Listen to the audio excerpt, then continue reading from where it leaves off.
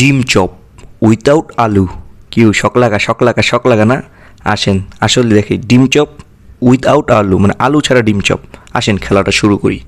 সবার আগে আম্মু দুইটা ডিম নিয়েছে, দুইটা ডিম নিয়ে সাইজ করে দেবে, কারণ ডিম চপে আমরা আলু অ্যাভয়েড করেছি, ডিম কিন্তু না। ডিম চপে ডিম থাকবে এবং খুবই ইজি রেসিপি, ঘরের মধ্যে যা আছে তাই দিয়ে তৈরি করে নিতে পারবেন।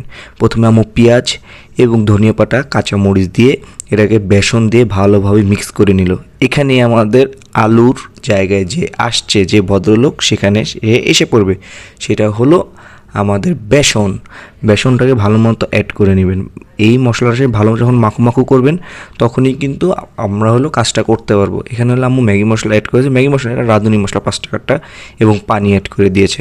ভালোভাবে একদম ভালোভাবে মিক্স করবেন, একদম মাখু করে মিক্স করে নিয়েছি। এই দেখেন একদম ভালো করে খেলা রানিং, ডান বাম একদম রেডি। এরপরে দেখেন এটাকে কিভাবে ডিমের ভিতরে ঢুকানো হচ্ছে। ডিমটাকে ভিতরে নিলাম এবং ভালোভাবে এটা চারপাশ ভালোভাবে মিক্স করে দিলাম। আপনি বলতে পারেন এটাকে লেগে যাবে বা ভাজা যাবে, অবশ্যই ভাজা যাবে। দেখেন একদম পুরোপুরি ডিম চপের মতোই ফেস আমরা দিয়ে দিয়েছি। এই দেখেন এটা ভাজার পরে দেখবেন পুরোপুরি ডিম চপের মতোই এটা কিন্তু ফেসটা নিয়ে নেবে।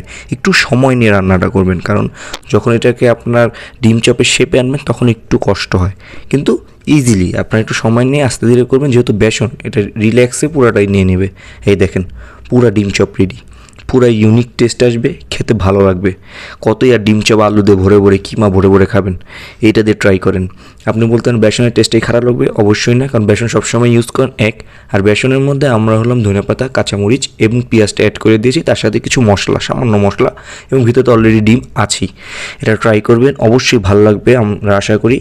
আমরা এটাকে গ্রিন সস দিয়ে ট্রাই করেছিলাম, হোমমেড গ্রিন সসটা কীভাবে তৈরি করে কমেন্টের মাধ্যমে আমাদের জানাবেন, অবশ্যই আপনাদের সাথে শেয়ার করব।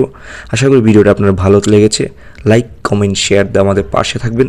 সবাইকে ধন্যবাদ। আসসালামু আলাইকুম।